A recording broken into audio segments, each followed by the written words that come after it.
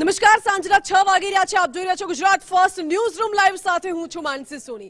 મહત્વના સમાચાર. રાજ્ય સરકારે સ્પર્ધાત્મક પરીક્ષા યોજી હતી, જેને લઈને અનેક સવાલો ઉઠી રહ્યા છે. વન રક્ષક ભરતીની પરીક્ષા મામલે હાઈકોર્ટમાં અરજી થઈ હતી. મહત્વનું છે કે જવાબ મહીમાં કેટલાક જવાબો પડકારવા મામલે હાઈકોર્ટમાં સવાલ ઉઠ્યા. આ પ્રકારની સમસ્યા અટકાવવા કમિટીની રચના કરવા હાઈકોર્ટે સૂચન કર્યું. આ સાથે દર મહિને આ પ્રકારની પરીક્ષા યોજાય છે, એટલે દર મહિને કેટલાક જવાબો પડકારવામાં પણ આવે છે.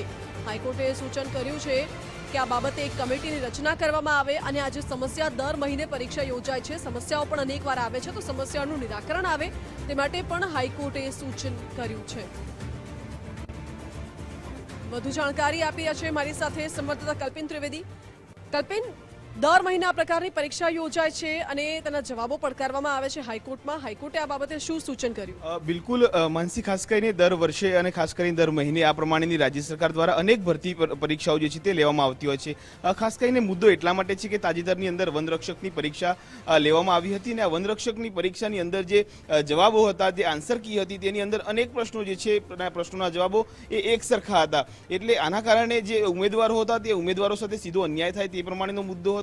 આ પરીક્ષા જે છે તે આખે 48 કલાક એટલે કે 48 કલાક અને 8 દિવસની અંદર અલગ અલગ શિફ્ટ વાઇઝ એટલે કે 8-8 કલાકના સમયગાળા દરમિયાન આખી પરીક્ષા લેવામાં આવી હતી. પરંતુ રાજ્યના અનેક સેન્ટરો પરથી આ પ્રમાણેની ઘટનાક્રમ સામે આવ્યો. અરજદારોએ ગુજરાત હાઈકોર્ટની અંદર તેમની જવાબ વહી હતી, આન્સર કી હતી, તેને પડકારી. ગુજરાત હાઈકોર્ટની અંદર જસ્ટિસ નિર્જર દેસાઈ આજે સ્પષ્ટ શબ્દોમાં કહ્યું કે દર મહિને રાજ્ય સરકાર આ પ્રમાણેની ભરતી પરીક્ષાઓ યોજે છે, પરંતુ તેનો કોઈ અર્થ સારતો નથી. કારણ કે જો દર વખતે આ પ્રમાણેના ઉમેદવારો અરજીઓ કરશે, પ્રશ્નોના જવાબો અથવા તો જવાબોને પડકારશે, તો પછી તેની જે ખાસ કરીને જે મુદ્દો હશે તે મુદ્દાની અંદર સ્થિતિસ્થાપકતા નહીં વધે. એટલા માટે ચોક્કસથી આ મુદ્દે ગુજરાત હાઈકોર્ટે એક સૂચન રાજ્ય સરકારને કર્યું છે અને કહ્યું છે કે આ મુદ્દે જ્યારે પરીક્ષા પૂર્ણ થઈ જાય, આન્સર કી આવી જાય, ત્યારબાદ એક એક્સપર્ટ ઓપિનિયનની કમિટીની રચના કરવામાં આવે અને આ કમિટી જે છે તે આખો નિર્ણય જે છે તે જાહેર કરે, ત્યારબાદ પરિણામ જે છે તે રજૂ કરવામાં આવે. આ મુદ્દો છે આગામી સુનાવણી 3 સપ્તાહ બાદ રાખવામાં આવી છે, પરંતુ ગુજરાત હાઈકોર્ટનું આજનું જે સૂચન હતું તે ખૂબ મહત્વનું અને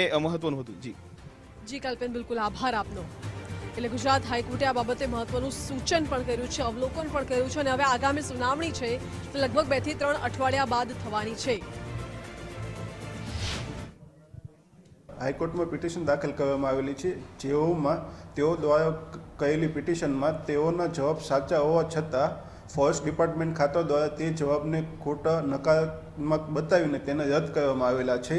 જેના લીધે પિટિશનર દ્વારા હાઈકોર્ટમાં પિટિશન દાખલ કરવામાં આવેલી છે, જેના લીધે તે જવાબોના જવાબ સાચા માનવામાં આવે તે માટેની પિટિશન દાખલ કરવામાં આવેલી છે.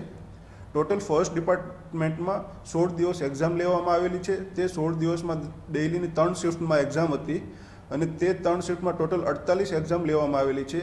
તે 48 એક્ઝામોમાં બધા જ શિફ્ટમાં 5 થી 10 સવાલ રદ કરવામાં આવેલા છે અને 5 થી 10 સવાલ એવા છે જેના એક કરતાં વધુ ઓપ્શન સાચા હોય છે. એટલે આખી ડિપાર્ટમેન્ટમાં ભૂલ ભરેલી એક્ઝામ લેવામાં આવેલી છે ફોરેસ્ટ ડિપાર્ટમેન્ટ દ્વારા.